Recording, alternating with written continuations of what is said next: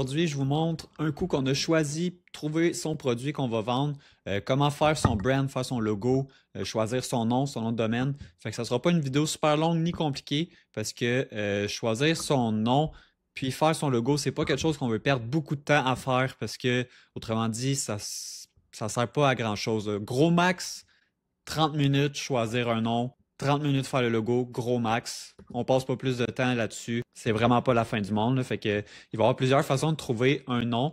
On peut aller directement sur Namelix. Après ça, on peut rechercher un nom ici. Sinon, moi, ce que j'utilise souvent, c'est un prompt ChatGPT pour qu'il me sorte une liste de noms. Puis après ça, il faut vérifier sur GoDaddy si le domaine est disponible. Fait que je vais vous montrer comment moi, personnellement, je le fais. Fait que j'utilise directement un petit prompt comme ça. Je le colle dans ChatGPT. Lui, il va me faire une liste de 15 à 20 noms. Puis on veut un nom aussi qu'on va être capable de réutiliser. Fait qu'exemple, qu'on a choisi ce produit-là, puis finalement, on fait le testing, ça ne fonctionne pas, on change de produit, mais on veut que le nom, il fit encore avec le nouveau produit. Fait que c'est un nom vraiment qui se brand, pas un nom, tu sais, on n'appelle pas notre compagnie, exemple, Wireless Bottle Table, parce que après ça, ben, si on fait un produit qui a rapport au chien, ben, le nom, il ne fitera plus. Fait qu'on va essayer de trouver un nom qui se brand pour pouvoir le réutiliser par la suite. Fait que ChatGPT nous a fait une liste. Puis tu sais, quand je vous dis on passe pas de temps, là, check Luxe Nord, ça fait beau, on l'essaye. GoDaddy, est-ce qu'il est disponible? Il est pris. On en essaye un autre. Tu vois, là, il y a le .ca. Moi, je conseille tout le temps d'essayer d'avoir un .com, ça fait plus professionnel. Dans ce cas-là, il est pris, fait qu'on va essayer de trouver un autre nom. Souvent, avec des petits noms comme ça ça va faire vraiment plus brand, mais il y a des inconvénients quand même. Souvent, sont pris déjà les domaines.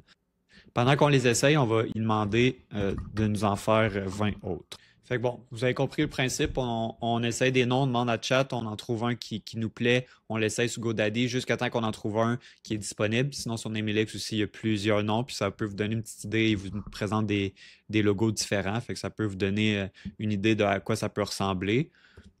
Puis sinon, le logo, on va le faire directement sur Canva. Je vais vous montrer après. Là. Fait que je vous en reviens quand j'ai trouvé un nom qui est disponible.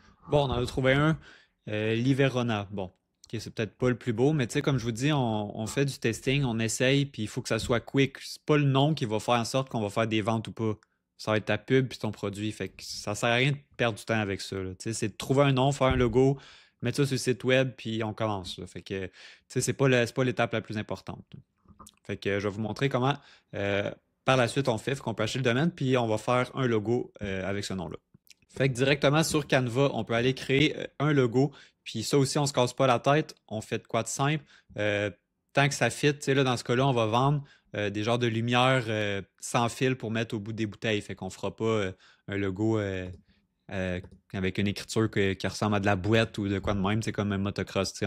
On comprend qu'on essaie d'y aller principe quand même un peu, mais on ne perd pas nécessairement ultra de temps avec ça. Là, moi, ce que je fais souvent, c'est que je vais y aller dans le texte, je vais mettre mon nom, puis là, je vais choisir directement une police d'écriture, puis je laisse ça comme ça. Pas compliqué, ça fait un job, c'est beau. Fait qu'on va y aller avec ça. Ça va être notre logo. Après ça, je vous conseille, nous, on veut tout le temps le mettre sur le long logo. À Canva, je vous conseille de prendre l'essai gratuit parce que vous allez pouvoir redimensionner puis enlever l'arrière-plan quand que vous le téléchargez. Fait que quand on fait télécharger, là, il y a une option pour arrière-plan transparent. Ça, c'est l'idéal.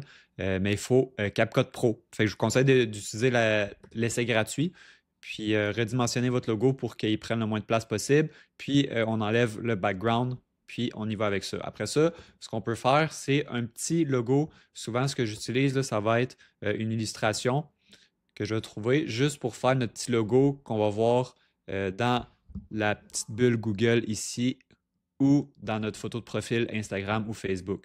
Fait que essayez de trouver une petite illustration qui va fitter avec votre produit. Puis on se casse pas plus la tête que ça pour le petit logo. Fait que c'est ça, ça pourrait être notre logo qui va être ici, en rond, ou sur notre photo de profil Facebook, notre photo de profil Instagram.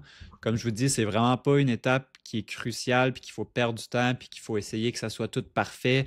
C'est un testing, on essaye le produit, ça se peut qu'il marche même pas dans 5 jours, puis qu'on change de produit, fait que pourquoi qu'on perdrait du temps à faire un logo parfait faire un brand ça à coche, full parfait, perdre du temps, perdre des heures et des heures à faire ça quand on fait juste tester le produit. Si le produit, c'est un banger puis on le scale, ben là, peut-être ça va valoir la peine de travailler plus sur le logo, travailler, changer des choses. Mais là, c'est un testing. Fait que pour commencer, on y va simple, on se casse pas la tête, on y va rapide puis efficace.